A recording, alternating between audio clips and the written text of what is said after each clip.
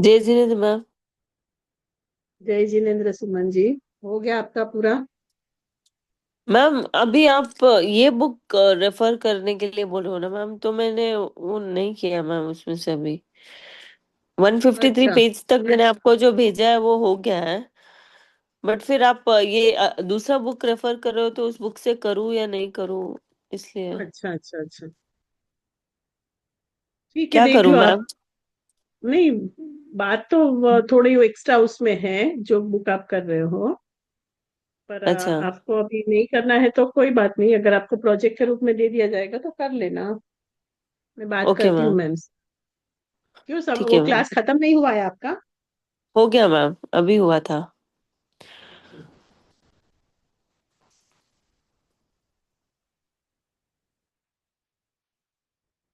Ma'am श्रेय जी का भी कोई मैसेज नहीं आया अभी तक, ना कॉल। किसका किसका? वो श्रेय का मैम, आपने हाँ बोला ना हाँ, 7 में नहीं आया, वेबिनार। पता नहीं। पता नहीं, उसने संडे एक बार किया था, मैंने बोला मंडे करना, पर उसका आया ही नहीं। मैं बात करूं पता क्या नहीं मैम एक बार? नहीं नहीं, वेट करो ना, बाद में देखेंगे, डोंट वरी। Okay ma'am.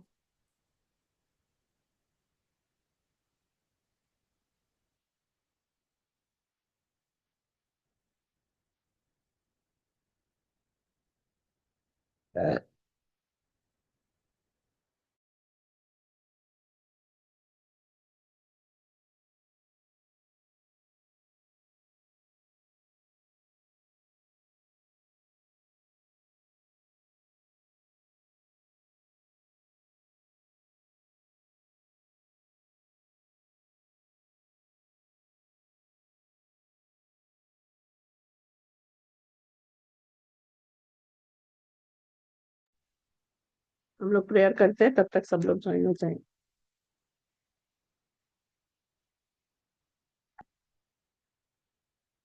जी हर स्वरूप समझावे,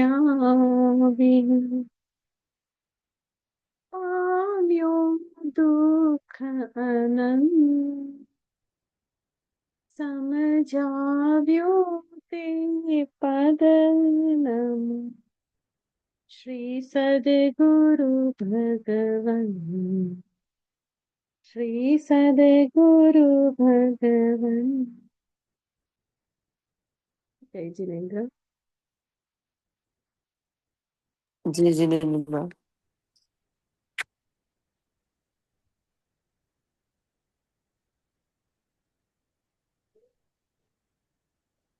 पर अभी तक जो आप कल क्लास में जो हुआ, जो हमारा डिस्कशन चल रहा है, वो सारी बातें आपको समझ में आ रही है ना Suman ji? Yes ma'am, yes ma'am. Hmm. तो हमने जो प्रमाण के जो स्मरण प्रत्यभिज्ञान, वो सारे जो डिविजन्स कर रहे हैं, वो सारे आपको समझ में आ रहे हैं ना? Yes ma'am. ठीक है।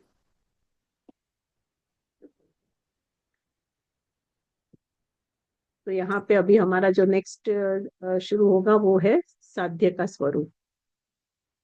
साध्य क्या है, उसका स्वरूप क्या है, तो उसके रिलेटेड जो बात होती है वहां पे क्या कहते हैं, जो प्रतिवादी को स्वीकृत न हो।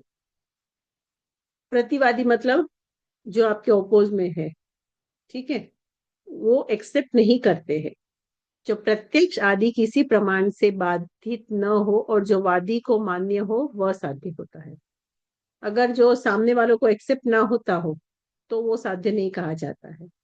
पर जो प्रत्यक्ष जो कर रहा है, मतलब जो जिसको डायरेक्ट पर्सीव हो रहा है, जो जो खुद उसको अनुभव कर रहा है, और वहां पे किसी भी प्रकार की कोई भी बाधा नहीं होती है, कोई भी ऑब्स्टेकल्स नहीं है, ऐसा है इसीलिए ऐसा, वैसी कुछ भी बात नहीं होती है। और जो वादी है ना, उसको वो मान्य होता है, वो एक्सेप्ट होता है, वह क्या होता है, साध्य। समझ में आया? फिर कहते हैं कि साध्य जो होता है ना, इस उसमें कोई शंका मतलब डाउट नहीं होता है। जब कभी भी कोई भी डाउट हो जाता है तो वो करेक्ट नहीं होता। ये जो है वो पेज नंबर कौन सा है, 14 सूत्र। जिसमें शंका हो, जिसे उल्टा मान लिया हो, अथवा जिसमें अनध्यवसायी हो वही साध्य हो सकता है। वह बताने के लिए साध्य को अप्रतीत कहा है। मतलब जब कोई भी डाउट हो जाएगा, कोई भी शंका रह जाएगी, या उसका कुछ ऑपोजिट आप मानते हो, तो ऐसी सब बातें होती है, तो वहां पे साध्य अप्रतीत कहा जाता है। मतलब it is not in the correct place, वो साध्य चीज नहीं होती है। जो प्रत्यक्ष आदि किसी प्रमाण से बाधित हो वह साध्य न हो जाए, यह सूचित करने के लिए साध्य को अनिराकृत कहा है। जो वादी को सिद्ध नहीं है वह साध्य नहीं हो सकता, वह बताने के लिए साध्य को अविस्मित कहा है।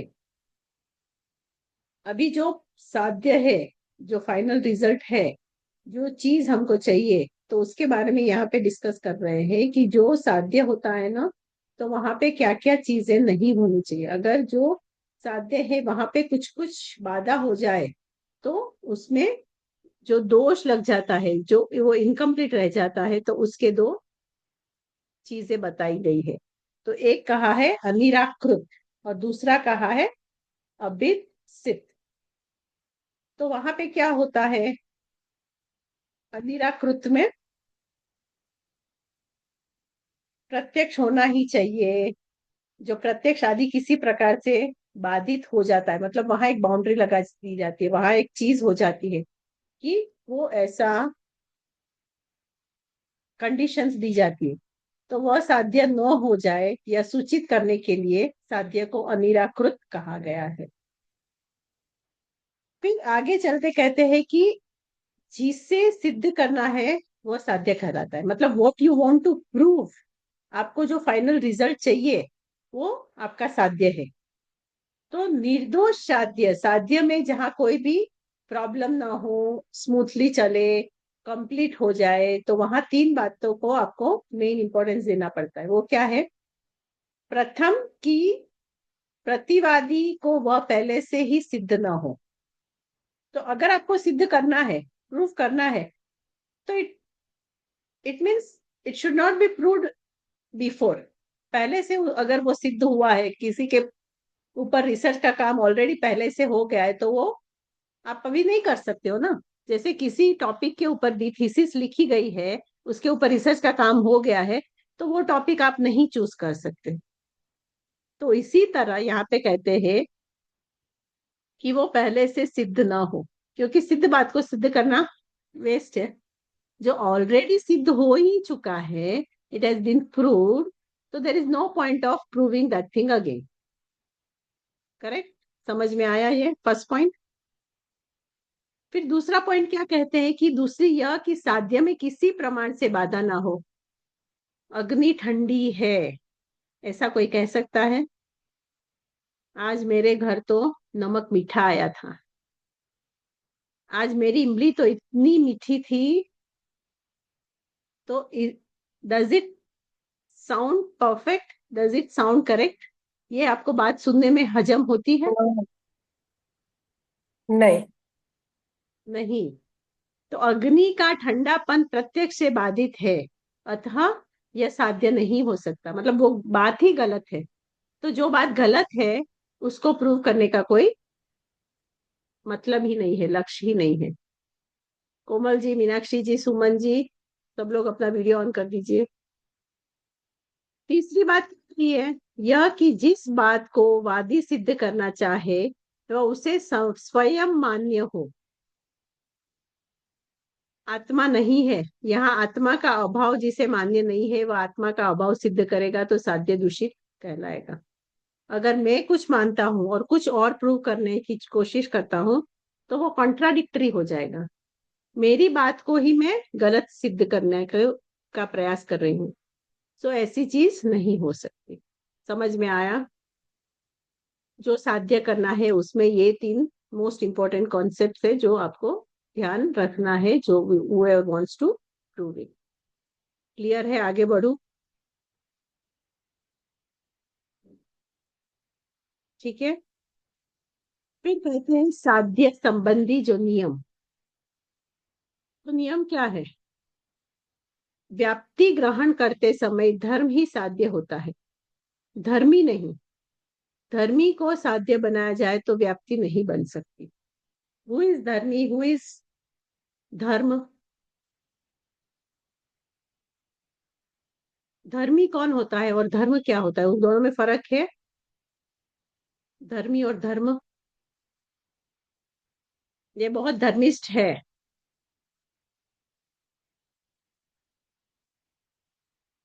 दोनों में जो फर्क है कि फॉलो नहीं? कर रहे हैं जो वो धर्म, बात हाँ। को।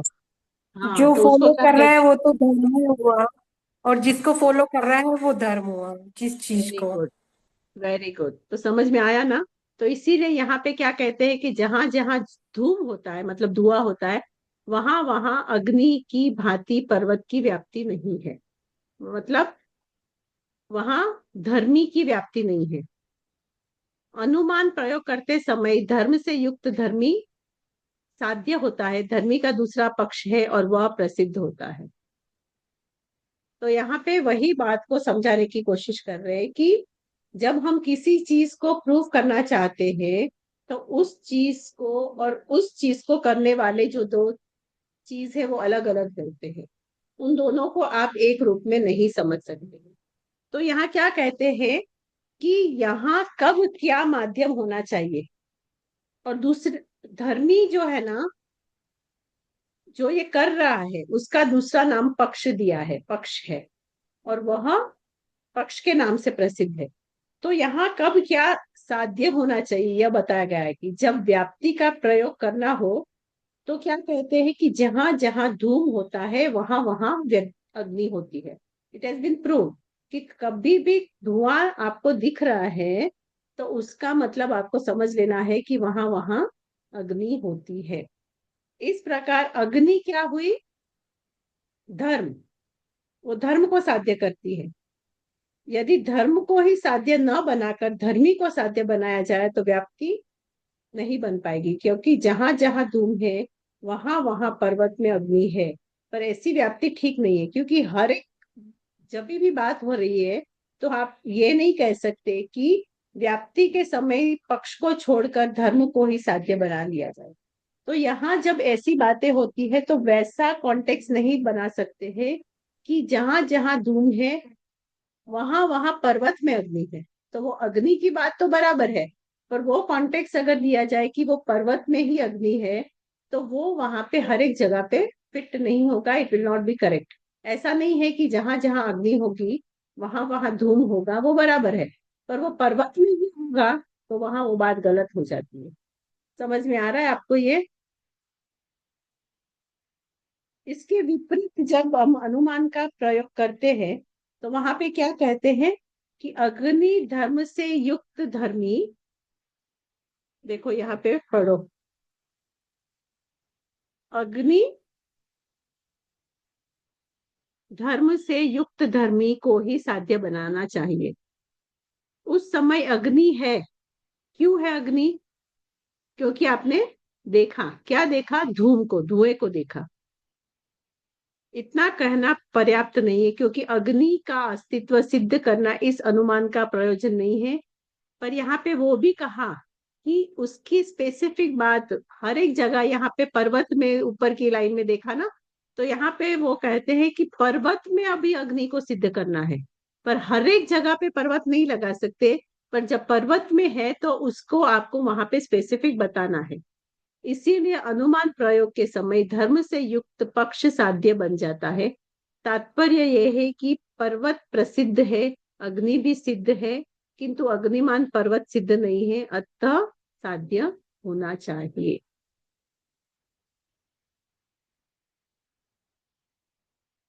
आपको समझ में आ रहा है यहाँ क्या डिफरेंस बता बता रहे हैं?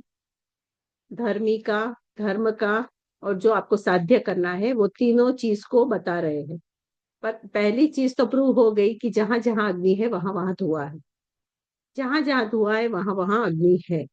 पर यहाँ पे अब जब स्पेसिफिक चीज साध्य को बता रहे हैं, पर it is related to only one place, it is called पर्वत। पर्वत के ऊपर ही, वहां पे ही जब बात हो रही है, तो उस बात को साध्य करने के लिए आपको उसका भी स्पेसिफिकेशन डालना पड़ेगा, क्योंकि आप उसके रिलेटेड बात कर रहे हैं। समझ में आया?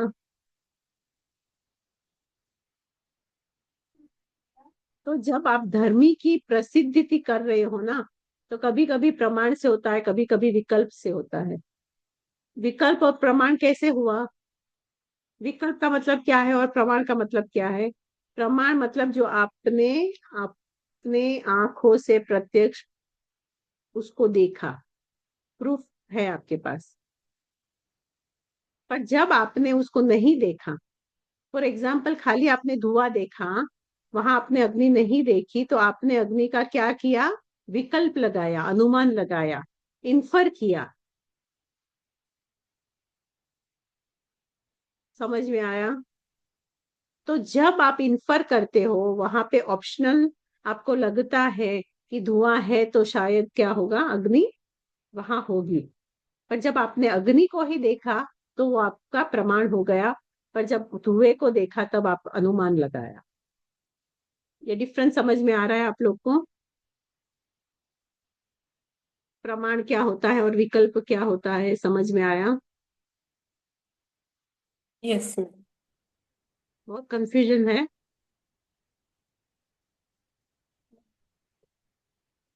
कुछ तो बोलो। कंफ्यूजन लग रहा है, और भी इजी वे से। इसीलिए मैंने ये प्रमाण शास्त्र धर्मचंद जी से नहीं लिया, क्योंकि वो बहुत ही ज्यादा आपको डिफिकल्ट पड़ता।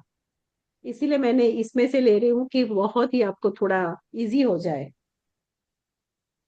मैम विकल्प को इंग्लिश में क्या बोलते हैं? विकल्प को बोलते हैं ऑल्टरनेटिव, ऑप्शन। या ऑप्शन। ऑप्शन। अल्टरनेटिव या option। ऑप्शन, अच्छा, ऑप्शन या सेकंड थॉट। Alternative, okay. आज शाम को मुझे और पिकनिक पार्टी में जाना है, मैं ये लाल वाली ड्रेस पहनूं या सफेद वाली ड्रेस पहनूं? So you have two options, either you can wear this और either you can wear that. So whenever you have alternative, that is option, that is विकल्प, you have second thought. अनुमान हो गया inference.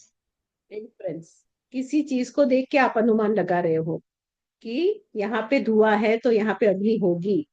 अभी आकाश में काले बादल घिर गए हैं तो बारिश होगी। So this all are the inferences based on some concepts. When you see, you make some inference, that is अनुमान लगाते हैं कि अभी 2 बज गए तो 3 बज गए तो मेरा लॉजिक का क्लास रहेगी। आज मैम नहीं आई है तो क्लास होगा कि नहीं, वो अनुमान है। ठीक है। Yes ma'am. तो और दूसरा आगे बढ़ते हैं, यहाँ पे कहते हैं कि धर्मी की सिद्धि। धर्म हमने अभी प्रूव कर लिया। अब दूसरा जो कॉन्सेप्ट था वो धर्मी।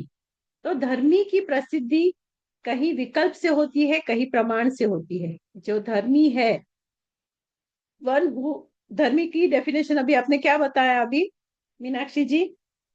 धर्म क्या है और धर्मी क्या है? जो वस्तु है जिसे हम फॉलो करने वाले हैं वह धर्म, और जो पर्सन उसको फॉलो करता है वो धर्मी कहलाता है। समझ में आया सिमर? तो यहाँ धर्मी जो है ना, उसको सिद्ध कर रहे हैं इस गाथा में, गाथा नंबर 21 में। वहां क्या कहते हैं कि प्रमाण से जिस पक्ष का अस्तित्व सिद्ध हो और न नास्तित्व सिद्ध हो, किंतु अस्तित्व या नास्तित्व सिद्ध करने के लिए जो शाब्दिक रूप में से मान लिया गया हो, वह विकल्प सिद्ध धर्मी कहलाता है। मतलब जो प्रमाण है, मतलब जो प्रूफ है, उसका जो पक्ष है, या तो उसके होने का मतलब का अस्तित्व को, उसके एग्जिस्टेंस को प्रूव करता है, और दूसरी तरफ उसका न नास्तित्व। न नास्तित्व मतलब जो नष्ट नहीं होगा, न अस्तित्व सिद्ध हो, किंतु अस्तित्व और नास्तित्व, उसका एग्जिस्टेंस और नहीं नॉन एग्जिस्टेंस सिद्ध करने के लिए जो शाब्दिक रूप में जो मान लिया गया है, उसे विकल्प सिद्ध धर्मी कहते हैं। एग्जाम्पल सर्वज्ञ। तो सर्वज्ञ का अब तक अस्तित्व सिद्ध है और न नास्तित्व भी सिद्ध है। जो सर्वज्ञ हो गए तो वो कैसे है? सर्वज्ञ एग्जिस्टेंस के रूप में है, और उसका अस्तित्व सिद्ध हो गया, और वो कभी उसका नाश भी नहीं होने वाला, वो भी सिद्ध हो गया। यस और नो? ये समझ में आया इतना आपको? सर्वज्ञ का एग्जाम्पल में समझ में आया ये दो चीजें आपको? तो वहां विकल्प सिद्ध धर्मी है, मतलब कि प्रत्यक्ष या अन्य किसी प्रमाण से जिसका अस्तित्व निश्चित हो वो प्रमाण सिद्ध धर्मी कहलाता है। जैसे पर्वत की गुफा, तो पर्वत की गुफा प्रत्यक्ष प्रमाण से सिद्ध है। शब्द क्या है? अनित्य है। यहाँ शब्द क्या है? पक्ष उभय सिद्ध भी है। वर्तमान कालीन शब्द प्रत्यक्ष से और भूत भविष्यकालीन विकल्प से सिद्ध है। तो यहाँ पे हम अलग अलग रूप रीति से उसको सिद्ध जब कर रहे हैं, तो वो प्रत्यक्ष का भी है और अनेक अन्य किसी चीज का भी रूप से भी उसको हम प्रूव कर रहे हैं। पर्वत हो तो उसकी गुफा होती है।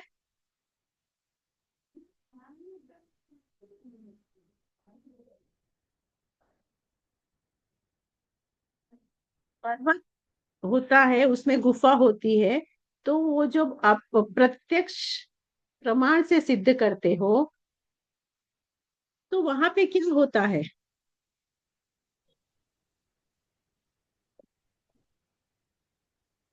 वर्तमान कालीन से शब्द प्रत्यक्ष और भूत भविष्य कालीन से आप उसको विकल्प के बारे में बताते हो। जहाँ पे सर्वज्ञ की भी बात हुई, तो सर्वज्ञ जब हो गए हैं ना, तो वहां पे उसका अस्तित्व जब बता दिया गया है, तो भूत और भविष्य की अपेक्षा से जब आप उनकी बात करोगे तो वो अभी संसार में नहीं रहने वाले हैं।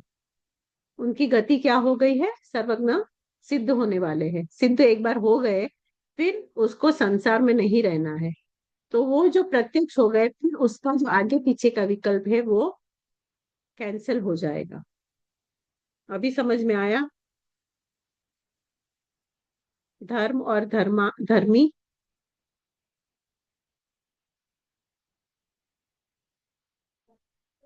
अच्छा, कल क्लास में स्वार्थानुमान समझाया था, वो समझ में आया था?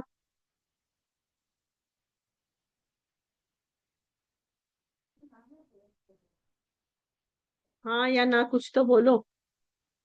तो उसका दूसरा डिवीजन यस है मैम, वो समझ में आया था। परार्थानुमान। स्वार्थानुमान किसे कहते थे बोलो? अभी मुझे एक एक चीज आगे से जाननी पड़ेगा।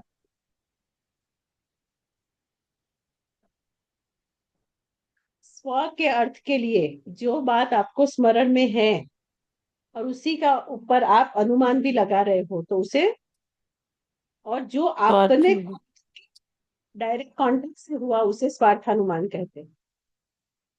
मतलब जो चीज आपको अपने नॉलेज से समझ में आ गई, व्हेन यू सो समथिंग, आपने जब किसी चीज को देखा तो आपको उस चीज के बारे में समझ में आ गया, खुद से ही आ गया, ज्ञान हो गया, तो उसे कौन सा ज्ञान कहते हैं?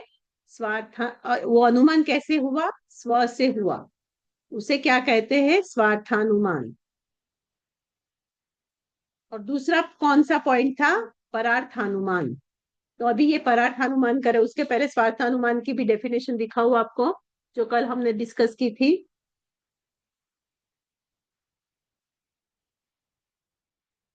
यहाँ देखो, दिख रहा है स्वार्थानुमान। अलका जी, हेतु आप का बहुत क्लासेस प्रत्यक्ष। से मिस हुए थे, सिमर भी आज ही आई है। अब इस तरह हाँ लॉजिक के क्लासेस में ऐसे करोगे तो you will be lost only, and it will be very difficult for me also to explain it, क्योंकि यहाँ कनेक्टिविटी ही नहीं रहेगी। करेक्ट। तो मैं एक काम करती हूँ, ये जो किताब है ना आप लोग को दे देती हूँ, आप लोग पढ़ लेना। फिर क्वेश्चन बैंक दे दूंगी, उसमें से आंसर प्रिपेयर कर लेना और एग्जाम में लिख देना। मेरा भी टेंशन खत्म, आपका भी टेंशन खत्म। ऑलरेडी ये किताब तो मैम मैंने डाली। ये मैम ये प्रमाण शास्त्र is basically ways of seeing understanding what is it exactly. एक समरी में, नटशेल में, it's a way of logically understanding things and yes, statements. Yes, basically and in by different inference categories. कैसे होता है। हाँ, स्मरण हाँ, कैसे होता है, प्रत्यभिज्ञान क्या होता है, स्वार्थानुमान क्या होता है, परार्थानुमान, उसके क्या क्या डिवीजन है, वो सारी चीजें हमने सीखी है। अभी वही ये चीजों को जो जैसे हमने स्प्लिट करके जो बताया था, अब उस सारी चीजों में इन डेप्थ में जा रहे हैं। और वहां पे आप एक क्लास मैम आओगे, जैसे एक क्लास। मैम तत्वार्थ सूत्र में जैसे वो था ना, क्या वो इहा हवाए धारणा ऐसे कुछ वो था, वेज ऑफ, जैसे आप अभी वो आपका फायर का जैन एग्जांपल दे रहे थे। एपिस्टेमोलॉजी में आएगा, जैन एपिस्टेमोलॉजी के पेपर में वो सारी चीजें आएगी। अच्छा। और ये जो ओके। टफ पार्ट है वो इसमें आएगा, लॉजिक में। मैम बट ऐसे नहीं दो तो आप तीन बोल रहे हो। क्लासेस मिस हुई, बट ऐसे लग रहा है कहाँ की चला गया। तो वही तो। मतलब कल की एक लास्ट वीक की टू मिस, बट ऐसे लग रहा है समवेयर। तो बात चल रही थी ना कि जैन लॉजिक कैसे चला, कहाँ से शुरू हुआ, फिर उसके डिविजन्स क्या थे, जैन लॉजिक क्यों पढ़ना चाहिए, तो वो सारी चीजों तो हाँ। आप लोग अगर हाँ, नहीं भी वो पढ़ते तो फ्लो में भी, था। हाँ फ्लो में, मतलब वो चला, ये भी फ्लो में ही है। पर अगर आप बीच में कट कर दोगे ना तो आपको मतलब ये कनेक्टिविटी ही नहीं मिलेगी। हाँ। क्योंकि एक एक जो टॉपिक है ना उसको समझने के लिए आपको बहुत ही जरूरी है। देखो इसके डिविजन्स की यहाँ पे है, पेज नंबर 29। ये देखो, परोक्ष प्रमाण के भेद, प्रत्यक्ष है ना, वो सब आपके एपिस्टेमोलॉजी के पेपर में आएंगे, जो हेमा मैम ओके। समझा रहे हैं। और जो परोक्ष का है वो सब यहाँ आएगा। तो परोक्ष प्रमाण में ये सारे स्मरण, प्रत्यभिज्ञान, तर्क, अनुमान, आगम। तो यहाँ पे हमने स्मरण कर लिया, प्रत्यभिज्ञान कर लिया, तर्क कर लिया, और आज अनुमान का चल रहा है। तो अगर आपने ये सारा नहीं सुना है तो it will be very difficult for you to understand it. मैं करेक्ट। इसीलिए वो जैन प्रमाण शास्त्र धर्मचंद जी की किताब है ना, उसमें तो बहुत टफ लैंग्वेज में दिया है। तो इसीलिए मैंने ये किताब ली। यहाँ पे आपको सूत्र भी मिल जाएंगे और बहुत छोटे छोटे उसमें भी है। तो उस हिसाब से मैंने ये किताब ली कि आप लोग को डिफिकल्ट ना हो। पर अभी आप आओगे ही नहीं तो ऊपर से जाने वाला ही है। तो अभी मैं क्या कर रही हूँ ना, अभी ये पेज नंबर क्या है, थर्ड चैप्टर का पेज नंबर 29। 29 से आप लोग 39, 40 पेज, मतलब कि 10 पेज आप लोग पढ़ के आइए। ठीक है मैम। 10 पेज पढ़ के आइए, फिर हम लोग कल की क्लास में आगे पढ़ सकते हैं। नहीं तो अभी आप लोग लॉस्ट ही होते रहोगे। मैं आगे बढ़ूंगी, स्वार्थानुमान क्या है, परार्थानुमान क्या है, पर आप लोग को कनेक्टिविटी ही नहीं रहेगी। नहीं, ठीक है। ये का आज कंप्लीट करूंगे मैम, क्लास तक हो जाएगा। आप ले लो मैम, बाकी सब तो थे ना। मैं और सिमर पढ़ लेंगे आज। हाँ, आप और सिमर नहीं थे बस। सुमन जी भी बराबर समझ में आ रहा था, मीनाक्षी जी भी थे, इंदिरा जी भी थे, कोमल जी हाँ। भी थे। और एक बात जो मुझे बतानी है ये क्लास खत्म होने से पहले, कि आप लोग का प्रोजेक्ट अभी तक किसी का सबमिट नहीं हुआ है। रिपोर्ट जो है वो आप करते रहो, साइड बाय साइड। आपका जो एक और असाइनमेंट आने वाली है, वही प्रोजेक्ट जो है ना, आपको और भी समझने के लिए एक असाइनमेंट के रूप में आपको प्रैक्टिस करवाने वाले हैं कि इन फ्यूचर आप जब रिसर्च करोगे, डेजर्टेशन लिखोगे, तो आपका कॉन्सेप्ट क्लियर हो जाए कि चार्ट जीपीटी में जाके आपको कैसे पूछना है, क्या करना है। तो उसके रिलेटेड है ना, मैं आप लोग सबको एक एक टॉपिक दूंगी। ठीक है। That will be your assignment for project. Project के मार्क्स उसमें ऐड होंगे। And it is the work of 1 hour 2 hours only. ज्यादा काम उसमें है नहीं, छोटा ही है। पर वो उसके लिए एक एक्सपर्ट आएंगे। वो मैं जो टॉपिक आपको दूंगी उस टॉपिक रिलेटेड आपको चार्ट जीपीटी खोल के कैसे फाइंड आउट करना है, उसका कैसे होगा, उसका सेटिंग कैसे होगा, राइटिंग कैसे होता है, वो एक स्मॉल वे में आप लोग को सिखाएंगे। उस हिसाब से आपको वो जितने भी पेज का बोलेंगे, 5-10 पेज का कि जो भी, तो आपको चार्ट जीपीटी से ही बनाना है, उसमें से ही निकाल के करना है। पर वो आपको करना जरूरी है। और ये जो आप करोगे ना पर्टिकुलर टॉपिक को लेके, वो चीज आपकी भी आपके नाम के साथ वहां प्रिंट भी होगी। ठीक है। ठीक है मैम। और ये आप लोग को आगे जाके डेजर्टेशन में, प्रोजेक्ट में और रिसर्च में काम लगेगी। तो उसके हिसाब से देखो, आजकल टेक्नोलॉजी इतनी डेवलप हो गई है, और टेक्नोलॉजी को कैसे यूज करना है ना, वो भी सब बहुत आना चाहिए। क्योंकि ये ऐसी चीज है कि आपके पास सब कुछ है, पर आपको उसको ऑपरेट करना ही नहीं आएगा, तो you will not make the best use of it. और आजकल तो without with no time PPT ready हो जाती है चैट जीपीटी में। देखो, उसमें भी कहीं कहीं ऑप्शंस है कि आप पेड वर्जन लो, तो उसमें जो काम पहले पीपीटी बनाने का 5-5 6-6 दिन में होता था, आजकल एआई जिसको आता है तो वो 5 मिनट 10 मिनट में बना देते हैं, उसके रिपोर्ट्स रेडी कर देते हैं, उसके माइंड मैप्स बना देते हैं। It is like it has come out so much, and हम लोग के पास वो मैम सारा नॉलेज नहीं है। मैम तो जैसे अब अगर मैंने वो पेंटिंग वाला प्रोजेक्ट था मेरा और मैं डिसर्टेशन के लिए गर्भ संस्कार लूंगी, तो फिर दोनों कैसे कनेक्ट होंगे? कर रहे हो क्लास में वो हाँ बात मैम। नहीं करनी है, मैंने आपको कितनी बार बताया ना। अच्छा। नहीं, आपने बोला असाइनमेंट के लिए, तो इसलिए मैंने तो पूछा वो मैम। असाइनमेंट अलग चीज है, उसके लिए टॉपिक दिया जाएगा, जैसे अहिंसा सत्य अस्तेय, ऐसा कोई भी टॉपिक दिया, पर्टिकुलर टॉपिक दिया जाएगा। वो डेजर्टेशन नहीं है। अच्छा। आपका डेजर्टेशन अलग है, प्रोजेक्ट अलग है। प्रोजेक्ट को डेजर्टेशन को और भी स्ट्रॉन्ग सीखने के लिए ये छोटा सा एक असाइनमेंट है, जिसके मार्क्स आपके प्रोजेक्ट में ऐड होंगे। अभी डेजर्टेशन समझ लो आप अलग है, उसके मार्क्स भी आपको अलग मिलेंगे। इंदिरा जी, आप समझ रहे हो? हाँ मैम, समझ गई समझ गई। ये उस तीनों दोनों से चीजें अलग डिफरेंट। अलग है। हाँ। हाँ, हाँ। पर आपको और भी, क्या बोलते हैं, टेक्नो बनाने के लिए, टेक्नोलॉजी से आप और भी क्या क्या कर सकते हो, उसमें स्ट्रॉन्ग बनाने के लिए ये छोटा सा प्रोजेक्ट 1 घंटे का ही होगा, पर आपको 15 दिन दिए जाएंगे कि you take your own time. वो सिखाएंगे आपको पहले कैसा करना है, एक क्लास लेंगे, तो वो क्लास प्लीज प्लीज मिस मत करना। मैम तो वो ऑनलाइन ही होगा कि will have to come to college? नहीं नहीं, ऑनलाइन ऑनलाइन, सब ऑनलाइन, कुछ ओके। ऑनलाइन ही होगा। और उसमें ठीक है। आप लोग नहीं रहोगे, फर्स्ट ईयर से स्टूडेंट भी रहेंगे, ये उनको भी दिया जाएगा।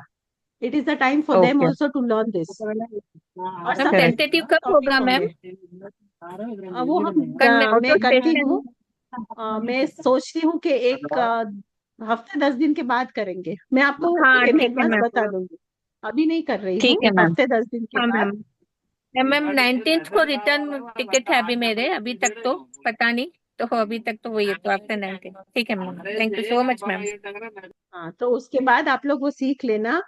तो ये आपका जो प्रोजेक्ट कर रहा है वो अलग है, डेजर्टेशन करोगे वो अलग है।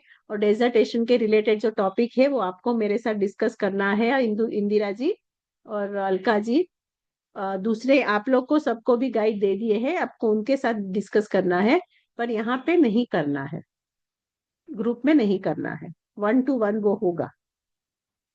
ठीक है मैम। पर उसके अलावा ये असाइनमेंट होगा, उसके टॉपिक दिए जाएंगे, उसमें कैसे काम करना है वो दिया जाएगा, तो इससे आपकी एफिशिएंसी और भी बढ़ेगी, आपको टेक्निक सीखने का और भी चांस मिलेगा कि आगे जाके आपको और भी अच्छा हो जाए।